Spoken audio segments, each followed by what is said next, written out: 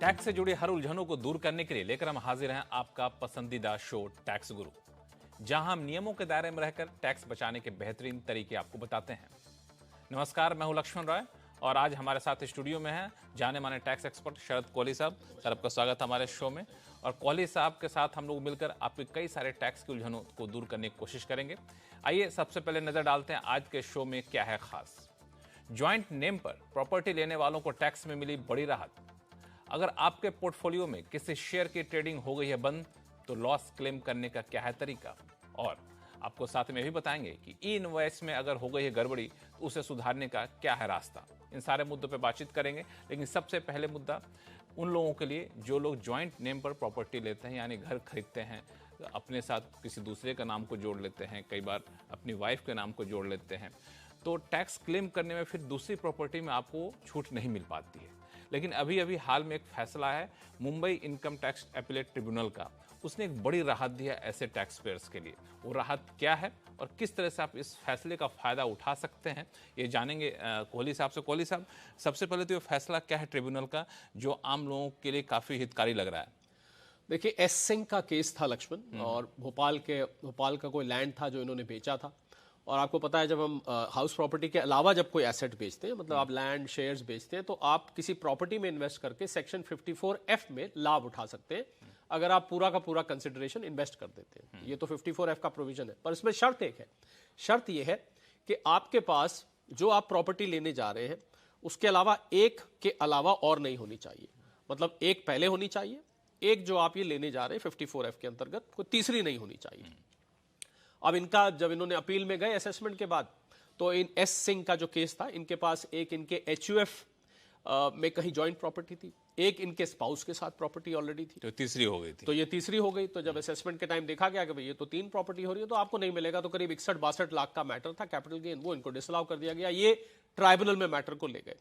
Tribunal ने बड़ा अच्छा एक जजमेंट सुनाया कि क्योंकि इस पे कुछ मिक्स्ड केसेस थे, कहीं पर दाएं डिसीजन था, कहीं पर बाएं था, मतलब ग्रे एरिया था कानून, थोड़ा ग्रे एरिया। तो ट्रिब्यूनल ने बहुत अच्छी ऑब्जर्वेशन करी कि सुप्रीम कोर्ट की भी रूलिंग है कि अगर दो तरफ फैसले आ रहे हैं तो ऐसे में टैक्स पेयर के फेवर में जाना चाहिए। तो निर्णय यह लिया गया कि अगर जॉइंट होल्डिंग में आपने एक से ज्यादा प्रॉपर्टी भी रखी हुई है तो भी आपको 54F का जो बेनिफिट है वो डिनाई नहीं किया जा सकता है। ध्यान देने वाली बात है। तो इसका मतलब जो इनके पास 2 जॉइंट ओनरशिप की प्रॉपर्टी थी और तीसरी ये लेने जा रही थी, उसमें इनको बेनिफिट मिल गया। तो मैं समझता हूं जॉइंट ओनरशिप में जो प्रॉपर्टी रहते हैं, खासकर लक्ष्मण, जिसमें सिर्फ नाम डाल दिया जाता है, क्योंकि असल में उन्होंने पैसा नहीं लगाते, लेकिन नाम डाल दिया जाता है। तो इससे मिला 2 चीजें आपने कही जो आप एक लाइन में बोलकर निकल गए, मिला तो उसको थोड़ा सा और एक्सप्लेन कर दीजिए कि एक तो कोई ऐसा फैसला है, कुछ फैसला टैक्स पेयर्स के हित में है, कुछ फैसला इनकम टैक्स डिपार्टमेंट के हित में है। तो ऐसे दुविधा की स्थिति में ट्रिब्यूनल का कहना है कि आपको टैक्स पेयर्स का पक्ष लेना है, जो बेनिफिट ऑफ डाउट है वो टैक्स पेयर्स के पास जाना चाहिए। जी हाँ, ट्रिब्यूनल ने सुप्रीम कोर्ट की एक पुरानी रूलिंग का हवाला दिया कि सुप्रीम कोर्ट की रूलिंग ये कहती है कि अगर ऐसा मिक्स्ड फैसला है जिसका आप जिक्र कर रहे हैं, तो इसमें टैक्स पेयर्स के हक में वो जाना चाहिए, वो बेनिफिट फिर टैक्स पेयर को मिलना चाहिए। और कुछ ऐसा ही हुआ, यानी कि 2 जॉइंट होल्डिंग प्रॉपर्टी होने के बावजूद भी इन एस सिंह को वो बेनिफिट दे दिया गया और ट्राइब्यूनल ने इसको 54F के बेनिफिट को अलाउ कर दिया। इसमें चूंकि ट्रिब्यूनल के फैसले पर कई बार हम लोग अपने दर्शकों को बताते हैं, तो एक कंफ्यूजन ये रहता है कि ट्रिब्यूनल के फैसले आने के बाद क्या वो फैसला लागू माना जाएगा या फिर इस फैसले के हिसाब से इनकम टैक्स डिपार्टमेंट को कोई नोटिफाई करना पड़ेगा रूल को, क्या नियम क्या कहता है। तीसरी चीज कि जिसके केस में फैसला आया सिर्फ वहीं लागू होगा या फिर नहीं सबके लागू होगा। देखिए, ट्राइब्यूनल हमें ये नहीं भूलना चाहिए कि जो आयकर में जो अपील का जो लेवल्स हैं, पहले असेसमेंट होता है, उसके बाद CIT अपील्स के बाद मैटर जाता है, जो सेकंड लेवल ऑफ अपील है इनकम टैक्स अपीलेट। और अगर मैटर ऑफ लॉ है तो ये हाई कोर्ट में भी जा सकता है और उसके बाद सुप्रीम कोर्ट में भी जा सकता है। तो ऐसा हम कभी नहीं कह सकते कि ट्राइब्यूनल का फैसला अंतिम है और मान्य है, क्योंकि बहुत सारे फैसले हाई कोर्ट में और उसके बाद सुप्रीम कोर्ट में भी जाते हैं। पर ज्यादातर देखा गया, क्योंकि टेक्निकल लेवल पे इनकम टैक्स अपीलेट ट्राइब्यूनल केवल और केवल इनकम टैक्स के फैसले देखता है, तो इसको लागू आप इसका हवाला देके आप बेनिफिट ले सकते हैं। आप कल को जैसे जिरह कर रहे हैं और आपका केस फंसा हुआ है, तो आप इस ट्राइब्यूनल का केस का हवाला, परंतु अगर डिपार्टमेंट इसके अगेंस्ट हाई कोर्ट में चला जाता है, अपील कर देता है, तो फिर फैसला और मान लीजिए ये डिपार्टमेंट के अगेंस्ट आ जाता है, तो फिर ये फैसला रिवर्स हो जाएगा। पर हम तो, क्योंकि हम तो आज की सिचुएशन की बात कर रहे हैं, आज ये टैक्स पेयर्स के हक में, मुझे नहीं लगता कि इसको चैलेंज किया जाएगा, क्योंकि जो ट्राइब्यूनल ने लॉजिक दिया है वो बहुत ही स्ट्रांग लॉजिक दिया है। हाँ, तो मुझे लगता है एक थोड़ा सा डिस्क्लेमर दे देना चाहिए कि ट्रिब्यूनल के फैसले के बाद आपको इस फैसले पर अमल करने से पहले ये भी ध्यान देना होगा कि इस फैसले के खिलाफ कहीं अपील तो नहीं हुई है, इस फैसले को पलटा तो नहीं गया किसी कोर्ट में, वो ज्यादा बेहतर होगा। लक्ष्मण, मेरा मन कर रहा था ये करने का, पर जब मैंने फैसले को बहुत बारीकी से देखा तो उसमें जब उन्होंने सुप्रीम कोर्ट का हवाला दिया कि जब सुप्रीम कोर्ट में ये कहा कि जब दो तरफ फैसले जा रहे हैं तो टैक्स पेयर्स के हक में मान लेना चाहिए, मुझे लगता है ये दलील बहुत स्ट्रांग है। इसीलिए मैंने अपने सारे वक्तव्य में इस बात को पहले रखा और 54F को बाद में रखा। बिल्कुल, ये हमें लगता है दर्शकों को ये बता भी देना चाहिए कि शरद कोहली साहब सिर्फ टैक्स एक्सपर्ट नहीं है, जाने माने लॉयर भी हैं जो कई सारे केसेस को भी हैंडल करते हैं। क्यों, सही कह रहा हूं मैं? जी बिल्कुल। तो यहाँ पे अब चलते हैं, सवाल जवाब का सिलसिला शुरू करते हैं और सबसे पहले कॉलर हैं उत्तर प्रदेश नोएडा से अमलकांत सिन्हा जी, जो कि फोन लाइन पे जुड़ चुके हैं। अमलकांत साहब नमस्कार।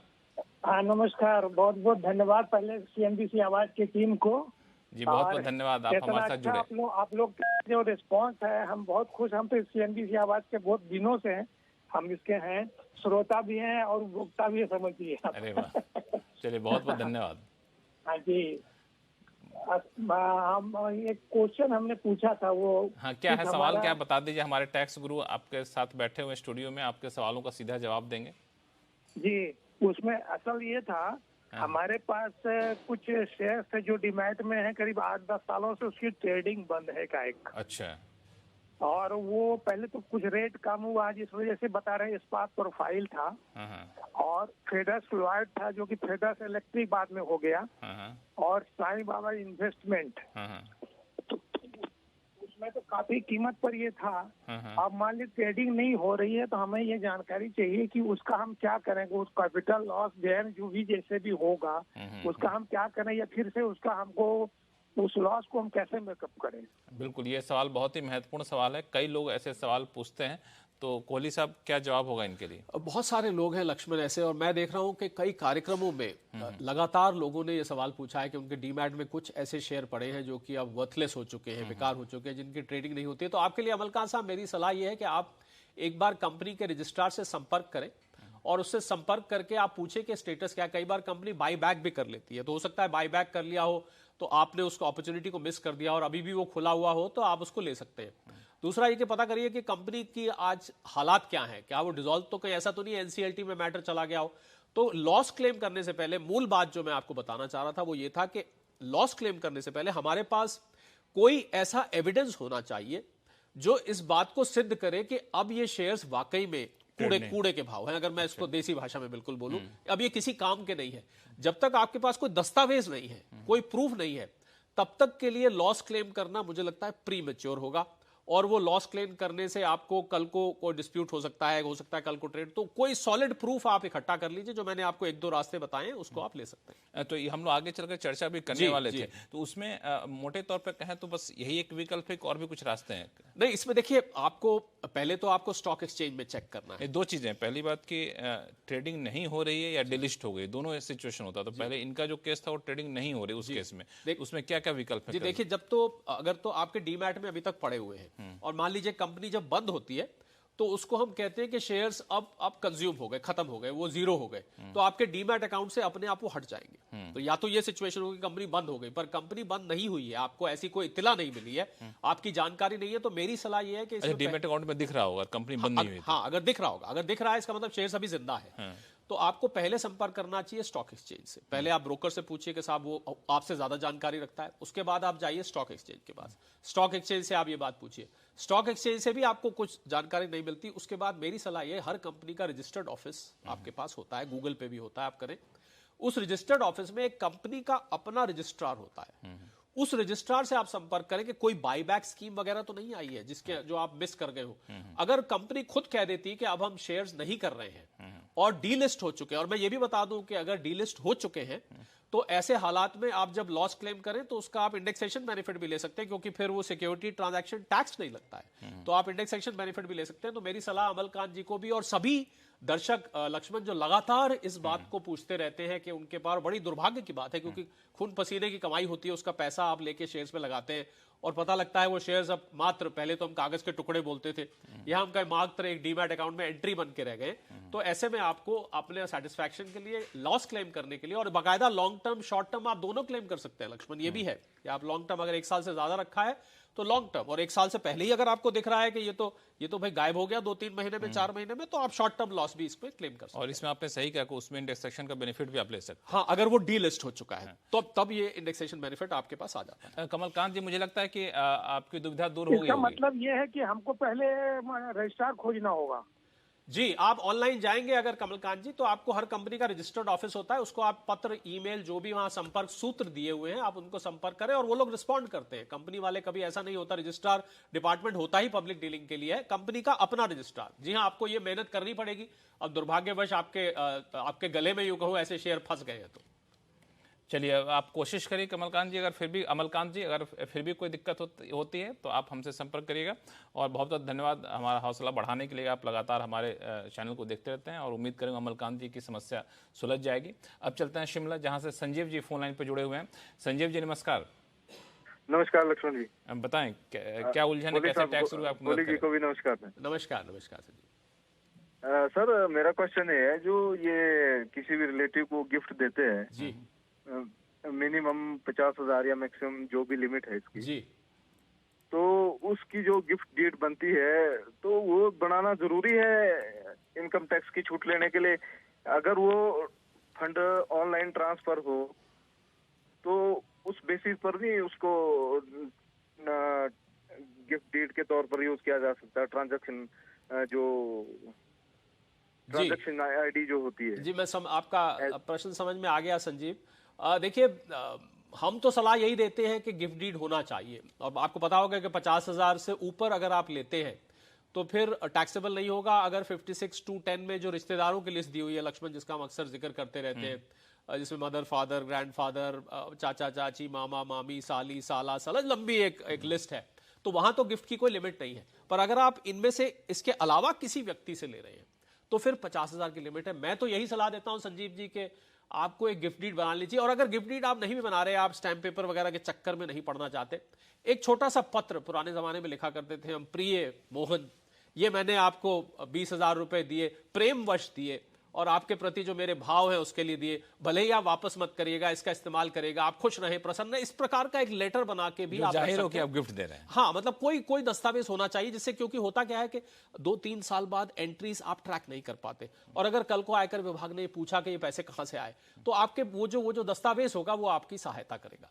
तो चलिए संजीव जी, कंफ्यूजन दूर हो गया? हाँ जी सर, तो इसमें टैक्स में रिबेट भी ले सकते हैं लॉन्ग टर्म कैपिटल गेन में?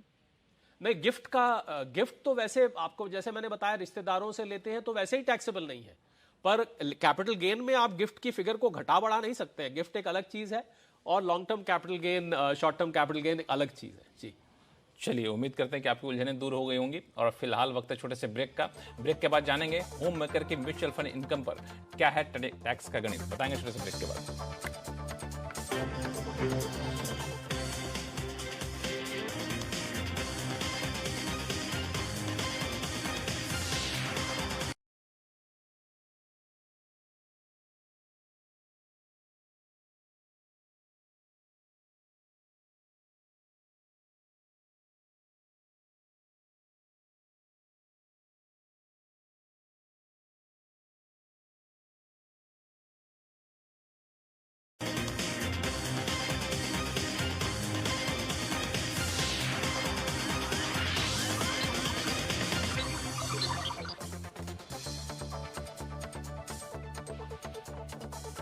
ब्रेक के बाद एक बार फिर से आपका स्वागत है। आप देख रहे हैं टैक्स गुरु, और आपके सवालों का जवाब देने के लिए हमारे साथ स्टूडियो में इस वक्त मौजूद हैं जाने माने टैक्स एक्सपर्ट शरद कोहली साहब।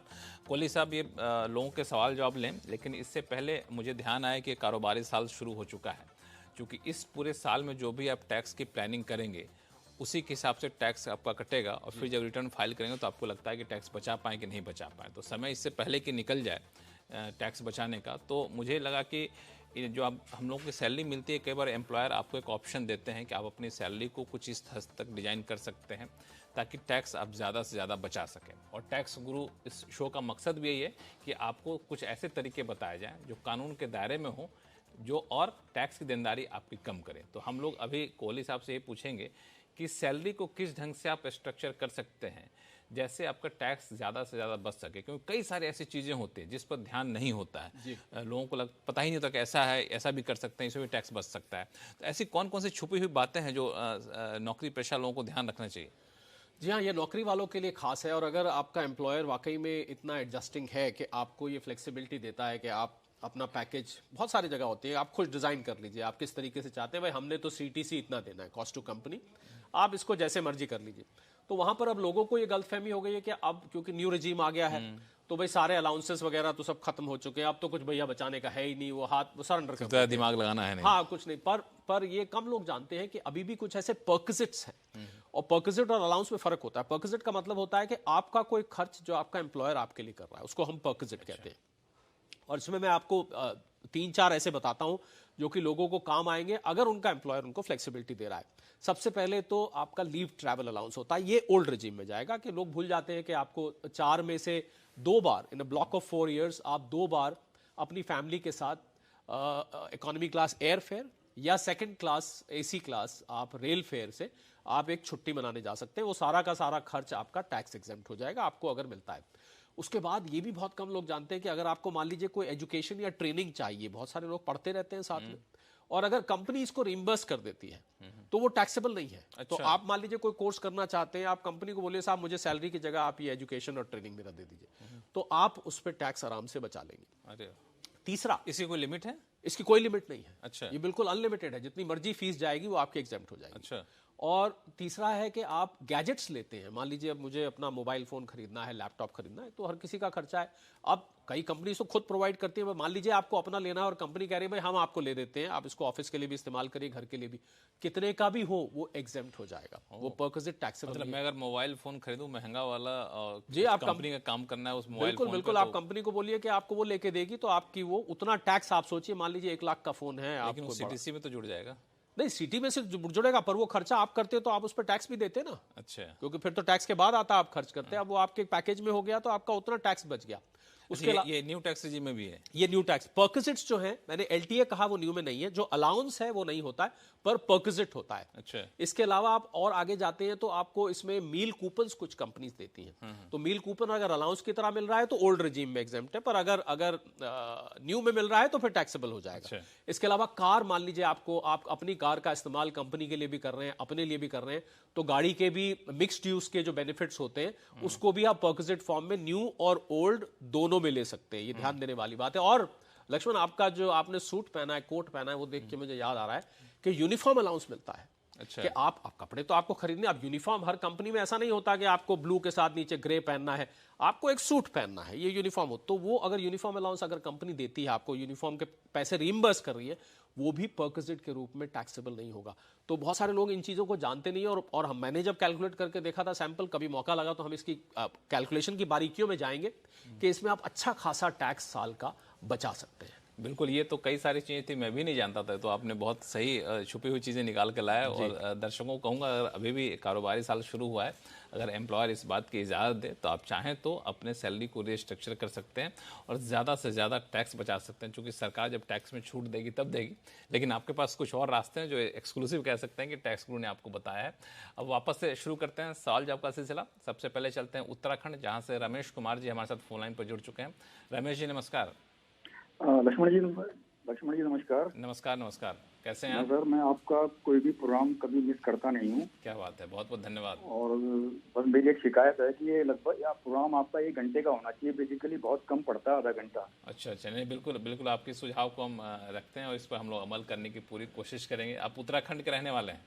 जी सर, जी। कहाँ उत्तराखंड में कहाँ के रहने वाले हैं? मैं उत्तरकाशी से बात कर रहा हूँ। उत्तरकाशी से, बहुत बहुत पावन धरती से आप वहाँ जुड़े हुए हैं हमारे साथ, ये हमारा सौभाग्य भी है।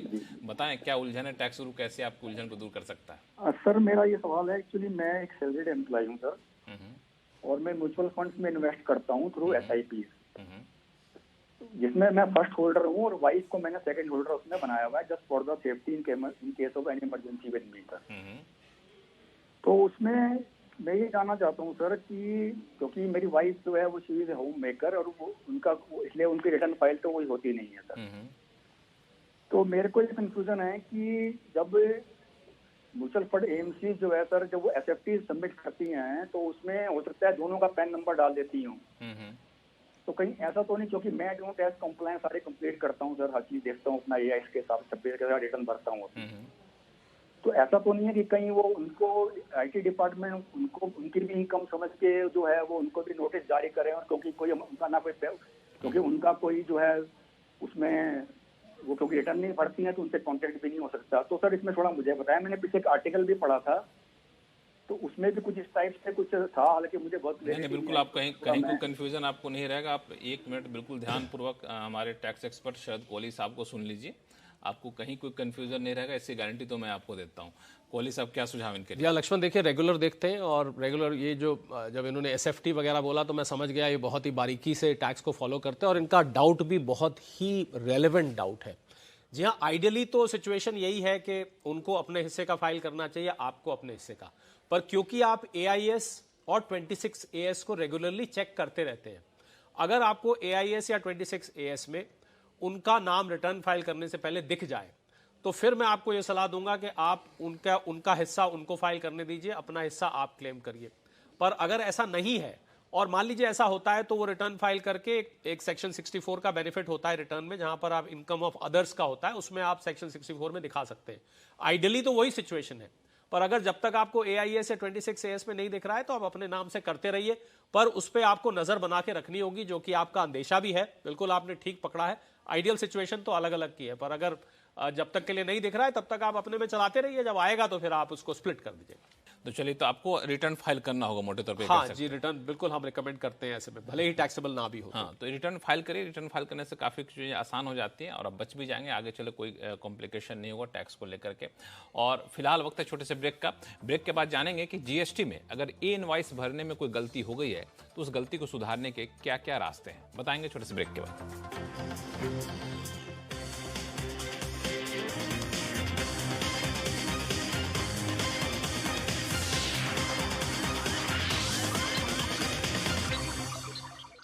मारुति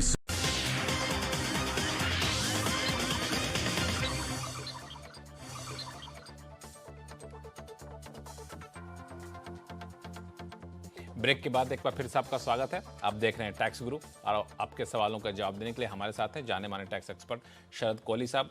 अब बारी है GST जुड़े सवाल लेने की।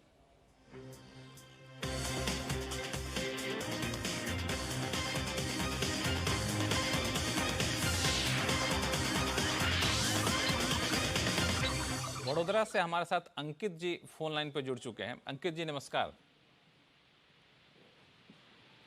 अंकित जी, आवाज आ रही है मेरी? हाँ जी सर, बिल्कुल आ रही है। हाँ, बताएं क्या सवाल है आपके पास? सर मेरा ऑफिस इक्विपमेंट की सप्लाई का काम है सर, जैसे कंप्यूटर, लैपटॉप, प्रिंटर और ऑफिस में ही सप्लाई है मेरी। और लास्ट ईयर मेरा टर्नओवर 5 करोड़ से ज्यादा हो गया था। अच्छा। तो अब मैंने अप्रैल से E-इनवॉइस जनरेट करने शुरू तो कर दिए, लेकिन उनमें मेरे अकाउंटेंट ने गलती कर दी है जनरेट करते हुए। अच्छा। तो कोई तरीका है जिनसे मैं उनको सही कर सकूं इनवॉइस जो गलतियां हो गई मेरे अकाउंट में? वो गलती क्या है वैसे बता सकते हैं कि नहीं? सर वो अकाउंटेंट से हुई, मैं जरा उन्होंने मेरे को टेक्निकल कुछ गलती कर दी। हाँ, क्या रास्ता इनके पास? देखिए, ये E-इनवॉइसिंग का जो सिस्टम लक्ष्मण शुरू हुआ जिसका हमने जिक्र भी किया था, तो आप इनवॉइस रजिस्ट्रेशन पोर्टल में तो अंकित ये करेक्शन नहीं कर सकते हैं।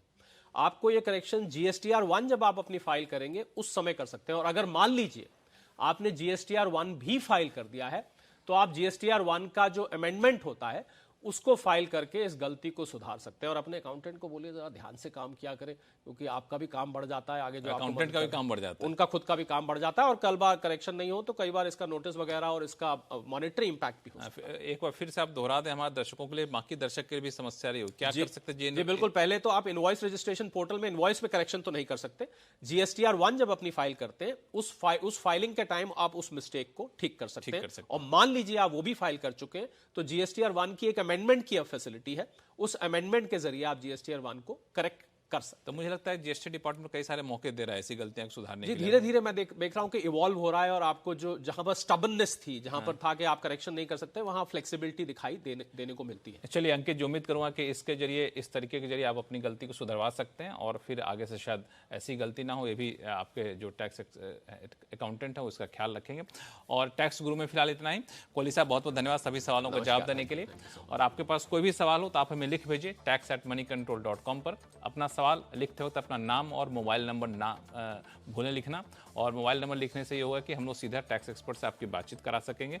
ईमेल आईडी याद रखिए tax@moneycontrol.com। और फिलहाल के लिए दीजिए इजाजत। देखते रहिए CNBC आवाज़। नमस्कार।